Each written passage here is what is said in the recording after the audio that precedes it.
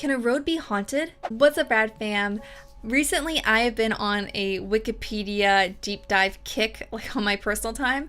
Like, I will look up creepy Wikipedia articles before bed because I think that's like a normal thing to do, which really isn't the smartest thing to do before bed because like it keeps you up longer and also nightmares. Well, last night I was reading a particularly creepy Wikipedia article when I had the idea of making a video about diving into a creepy, weird Wikipedia page. So that's what we're going to do today. And today we are covering the case of the Clinton Road in New Jersey, which is said to be one mysteriously haunted, cursed road. So yeah, let's get to it. Clinton Road is located in West Milford, Passaic County, New Jersey. It runs in a generally north-south direction beginning at Route 23 near Newfoundland and running roughly 10 miles to its northern terminus at Upper Greenwood Lake. Not from New Jersey, never been, so that means nothing to me, but hey, now you know where it's at, and if you live near there and you want to go, I'm not saying you should, I'm not recommending it, I'm actually advising not to,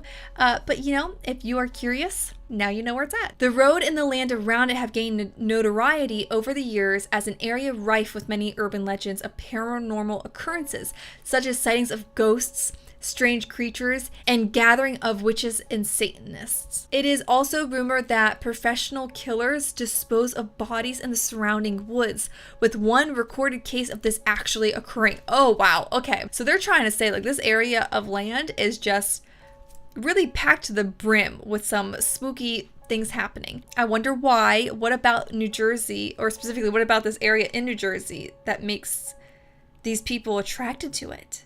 Is there like a history there? In the words of local police chief, it's a long, desolated stretch and makes the imagination go nuts. I don't know where. I remember just reading about this or hearing about this somewhere where they say like if you're on a long stretch of road at night, particularly one that's like a straight stretch of road for miles, that you can actually like get into like this dazed state where you start seeing things, especially if you're already tired to begin with. Like you can the stories of like people seeing animals or creatures running alongside their car at night. So that maybe explains why this road has so many alleged paranormal sightings. It doesn't explain the people it attracts, but maybe it explains the sightings a little bit. There are a few houses along the road. Oh wow, yeah. I don't think I want to live in a place where people would travel to because it's said to be so haunted. And the road itself is a narrow 2-lane highway that receives little maintenance and was until fairly recently unpaved for some of its length. Oh wow. Connecting two areas of minimal population and growth and thus having little traffic. So, I mean, you travel miles down this road, maybe at night, with barely anybody around, if you're lucky to see anybody. So it's making a lot of sense how these stories now are developing. But I want to know more about like the alleged sightings. Oh, okay. It is also notorious for having the county's longest traffic light wait. This occurred at a double intersection where Route 23 crosses the road. The two lights can cause motorists to wait for 5 minutes in total. Wow. Okay. So again, adding to the whole creepy thing, can you imagine being in the middle of nowhere by yourself at night, no one around, it's so dark, you're at a traffic light, you might have already heard the urban legends of it being, creepy and paranormal, and now you have to sit at this intersection for 5 minutes? I feel like sometimes even a minute at a traffic light feels like an eternity, but 5? I have a feeling though a lot of people are just gonna be blowing through that red light, especially if it's the middle of the night and you're all by yourself. Ooh, okay, that's laying the groundwork for some spookiness. I want to know about the legends specifically. I want to know like more about what people have claimed to have seen and stuff. So let's dive into that. Oh my goodness, there's so many. There's 1, 2, 3, 4, 5, 6, 7. This Wikipedia page includes 7 legends, 7 ghosts. That's a lot. I was not expecting that many. I was thinking like 3 or 4. First one is Ghost Boy Bridge. Oh, that sounds fun. According to Weird New Jersey, there is a legend that if you put a quarter in the middle of the road where the yellow line is at one of the bridges over Clinton Brook, or Dead Man's Curve. Oh, again, very pleasant names. Near the reservoir, at midnight, it will supposedly be promptly returned by the ghost of a boy who drowned while swimming below or had fallen in while sitting on the edge of the bridge. That's so sad. And some tellings an apparition is seen, and others the ghost pushes the teller into the water if they look over the side of the bridge.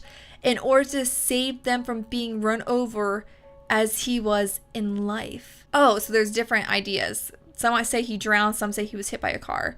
I mean, I think being hit by a car makes a little more sense for the quarter in the middle of the road thing. Oh, but that is tragic and sad and spooky. And how many teens do you think went out there and tried this? I feel like quite a few probably. I probably would have. Or not. I'm also a chicken. Besides the ghost boy, there have been other ghosts described. One person has claimed to have seen a ghost Camaro driven by a girl who supposedly died when she crashed it in 1988. Any mention of this while driving the road at night is supposed to trigger her manifestation. So like if you mention her while you're on that road at night, she'll appear. Ooh, that's so creepy. Other weird New Jersey readers claim to have seen people dressed weirdly at odd hours who simply stare at those who see them and do not speak, who either disappear or are not seen by others present. Okay, now that is some terrifying stuff right there. So you're telling me like you could be with a group of friends on this road for some reason and you see someone staring at you and your friend wouldn't see that? Oh no, that is the heebie-jeebies. That is some spooky stuff. No. Oh wow. I'm not gonna lie though, if I had the capabilities, I would kind of be tempted to like go visit this place to like see for myself what it'd be like. Ooh, but then also like not. The Druidic Temple, a conical stone structure just east of the road south of the reservoir, was said by Weird New Jersey readers to be a site where local druids practiced their rituals and horrible things might come to pass for any intruder who looked too closely or came at the wrong time. Okay. Now you're understanding a little bit more of like maybe like why it attracts certain people. Interesting. The building is actually an iron smelter built in 1826. It was listed on the National Register of Historic Places in 1976. It is currently fenced off by Newark Water Department to prevent any entrance and the liability of injury that might result. Okay, so this place actually does exist. So you can, well, I mean, you can't go to it because it's like blocked off. So like don't trespass, but it actually exists. Ghost truck. According to the Travel Channel show Most Terrifying Places in America too, I really like that name, phantom vehicles such as pickup trucks or even floating headlights not attached to any vehicle supposedly appear from nowhere in the middle of the night and chase drivers to the end of the road and then suddenly disappear. Again, that's some like Stephen King type-ish. What the heck? This is like a desolated area. How many people are actually on this road at night? I mean, I guess enough for all these stories to have originated. I mean, I bet a lot of people actually like went there because of these stories. I mean, I've heard of like one urban legend about mysterious headlights that like showed up on a road, and I don't remember, was it Mythbusters? I'm not sure. Said the explanation for it was swamp gas actually like reflecting light. I'd be curious to know if there's any sort of like that happening there. Strange creatures. Ooh, now this is what I'm most interested about because like New Jersey's home to like the Jersey Devil, so I don't know, I feel like whatever creatures could be lurking on this road could be pretty interesting. Strange creatures from hellhounds to monkeys to unidentifiable hybrids. Ooh, I'm thinking skinwalkers are alleged by Weird New Jersey to have been seen at night.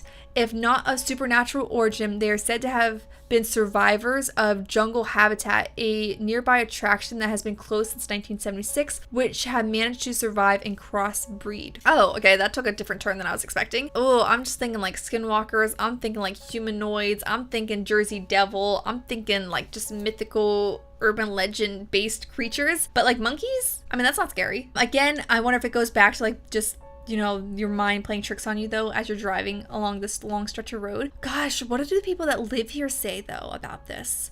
Like, do they see more sightings than other people, or do they just think it's just urban legend myth? Now this one is called Cross Castle. In 1905, a man named Richard Cross built a castle on high land near the reservoir for his wife and 3 children. Later in the 20th century, it fell into ruin after a fire had destroyed part of it, and thus became a popular destination for hikers and local teenagers looking for secluded locations to camp out and have parties. I mean, that sounds like a fun, spooky place to have a party, to be honest. According to Weird New Jersey, again, this whole like Wikipedia article is just like Weird New Jersey. Like, that's what they should rename this. Visitors have written telling of strange occurrences in or near the castle site, such as people going into seizures and having bruises appearing on their bodies afterwards, or having strange, disturbing visions.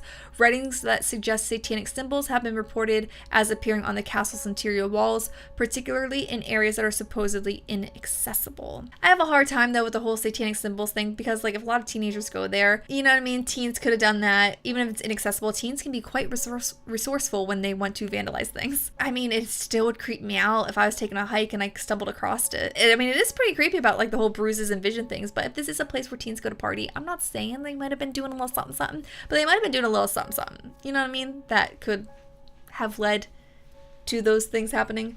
But I mean, still very creepy though. What do you guys think though? Do you think do you think it's just your mind playing tricks on you, or do you think like this road really does attract some like paranormal stuff happening?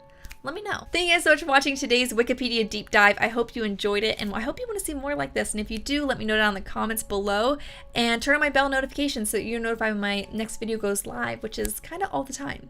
So until next time, keep with the radness, and I'll see you guys real soon. Bye.